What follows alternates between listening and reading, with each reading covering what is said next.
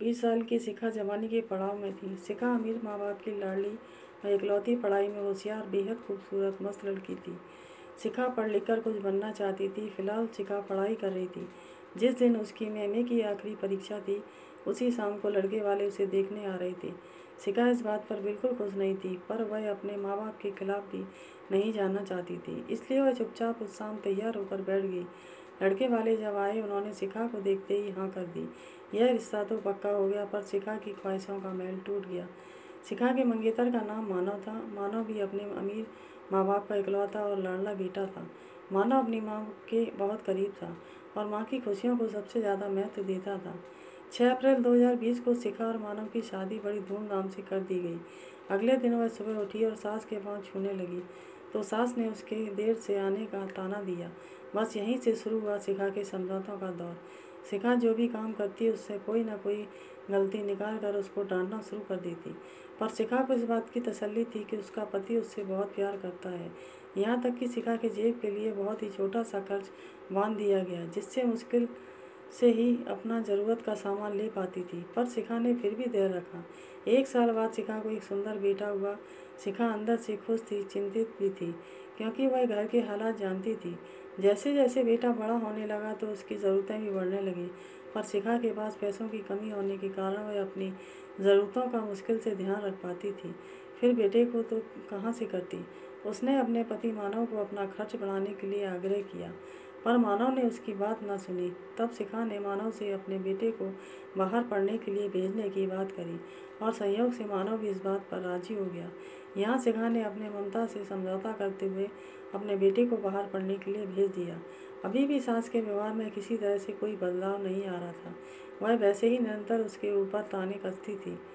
धीरे धीरे शिखा की सास ने मानव को उसकी पत्नी के खिलाफ भड़काना शुरू कर दिया, जिस वजह से शिखा और मानव की शादीशुदा जिंदगी पर बहुत बुरा प्रभाव पड़ा। मानव शिखा से बात करना छोड़ देता और उसकी ज़रूरतों की तरफ ध्यान न देता।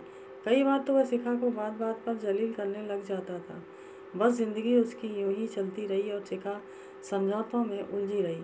उसके मायके में माता और पिता दोनों की तबीयत भी अच्छी नहीं रहती थी। अब शिखा के ऊपर मानसिक तनाव बढ़ रहा था। एक दिन शिखा काम कर रही थी। काम करते करते अचानक रसोई में चक्कर खाकर गिर पड़ी। जल्दी से उसे अस्पताल ले जाया गया। टेस्ट होने के बाद पता चला कि शिखा का ब्लड कैंसर है। वह भी आखिरी स्टेज पर। बस फिर क्या हो?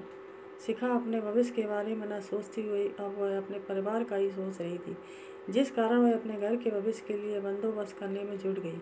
वीरवार की रात 12:30 बजे थे।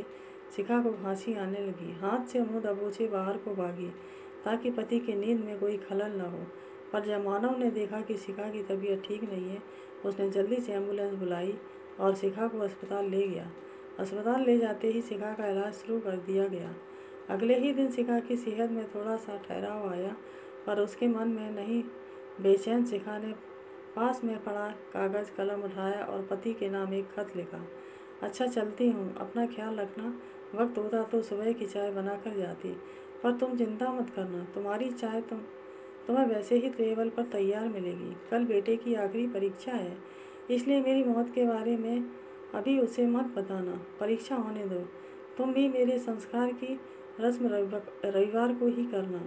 तुम्हारी ऑफिस से भी छुट्टी होगी और मैं तुम्हारे साथ कुछ ज़्यादा वक्त और गुजार सकूँगी। हाँ, पर नाश्ता करते हुए आना, वरना खाली पेट होने से तुम्हारा सिर दर्द होने लगेगा। एक काम और करना, आते हुए मेरे सिरहाने पर रखे ख्वाब उठा लाना। मेरे श्रृंगार पर ज़्यादा खर्च मत करना। अब मुझे फिजूल खर्ची अच्छी नहीं लगती। मेरी अलमारी की बाईं तरफ एक चुन्नी पड़ी है, बस वही तुम मुझ पर ओढ़ लेना। कभी मुझ पर गुस्सा आए तो मेरी तस्वीर पर आकर निकाल देना, पर मुझसे नाराज़ मत होना। आपकी कसम उफ तक न करूँगी। बस तुम अपना मन शांत रखना। जो काम अधूरे छोड़ चली हूँ, उन्हें अगले जन्म में ज़रूर पूरा करूँगी। इस बार तो मौत से समझौता कर लिया है, पर अगली बार नहीं करूँगी, ये वादा रहा। सिर्फ तुम्हारी शिखा। आखिरी शब्द शिखा लिखते ही उसने जैसे ही एक लंबी सी सांस ली, तब मौत ने उसको चलने का हुक्म दिया। तब शिखा ने कहा, एक पल और। यह कहते शिखा ने जल्दी से कलम चलाते हुए तुम्हारी शब्द काट दिया और रह गया सिर्फ शिखा। सिर्फ तुम्हारी शिखा। ऐसा करते ही शिखा के हाथों से कलम छूट गई। शिखा की मौत ने मानव को अंदर तक झंझोर दिया।